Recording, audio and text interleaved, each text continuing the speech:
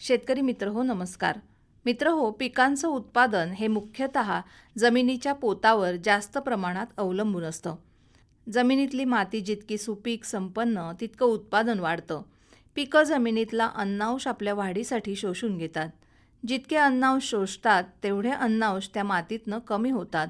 ही तूट भरून काढावीच लागते, तरच त्या जमिनीचं आरोग्य चांगलं राहतं.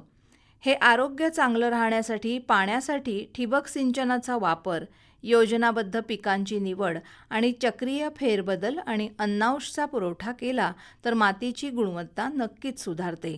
आता माती सुधारण्यासाठी काय करता येईल तर तलावातला गाळ जमिनीवर टाकणं, हिरवळीची पिकं घेऊन ती फुलावर असतानाच जमिनीत गाडणं, खोलवर नांगरट करणं, जमिनीतले मोठमोठे दगडधोंडे काढणं, गांडूळ खताचा वापर करणं, आंतरपीक पद्धत, बहुविध पीक पद्धतीचा अवलंब करणं, पिकांची फेरपालट करणं हेही आवश्यक आहे. पिकांच्या अवशेषांचा फेरवापर करणं आवश्यक आहे. मंडळी, अशा अनेक गोष्टींचा वापर करून जमीन आपण समृद्ध संपन्न करू शकतो. हरित क्रांतीत रासायनिक खताचा आणि पाण्याचा अमर्याद वापर केल्यामुळे मातीची सुपीकता कमी झाली. त्यामुळे पिकांचं उत्पादन घटू लागलं. यावर मात करण्यासाठी केवळ सेंद्रिय खतं मातीला देऊन ती पुष्ट करणं एवढाच पर्याय आपल्यापुढे राहिला. शेणखत, कंपोस्ट खत, बायोडायनॅमिक कंपोस्ट, हिरवळीची खतं, गांडूळ खत, मासळी खत, वेगवेगळ्या पेंडी, जीवाणू खत, प्रेसमड, कुजलेला बगॅस या खताद्वारे नत्र, स्फुरद, पालाश आणि इतर सूक्ष्म अन्नद्रव्य मिळून 16 अन्नघटक मातीत मिसळतात. त्यामुळे मातीची सुपीकता वाढते.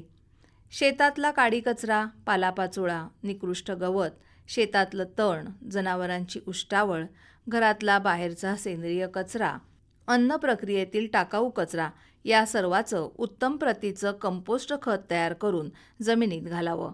ताग, धैचा पेरून फुलावर आल्यानंतर नांगराने जमिनीत गाडावं. त्यामुळे सेंद्रिय पदार्थ जमिनीला मिळून अनेक फायदे होतात.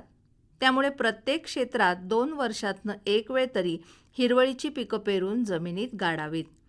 गांडूळ खत एकरी 2 टन जमिनीत घातलं असता त्या मातीत अंड्यापासून गांडूळं निर्माण होतील आणि ती बहुसंख्य गांडूळं त्या मातीला सुपीक बनवतील. तेच पीक त्या क्षेत्रात घेतलं तर त्या पिकाला लागणारे अन्नांश शोषण केले जातात. त्यामुळे त्या अन्नांशाची कमतरता त्या मातीला जमिनीत पडते. असं घडू नये म्हणून एकदल पिकानंतर द्विदल पीक आणि द्विदल पिकानंतर एकदल पीक अशी फेरपालट करावी. म्हणजे त्या जमिनीतल्या अन्नांशाचा समतोल राखला जातो.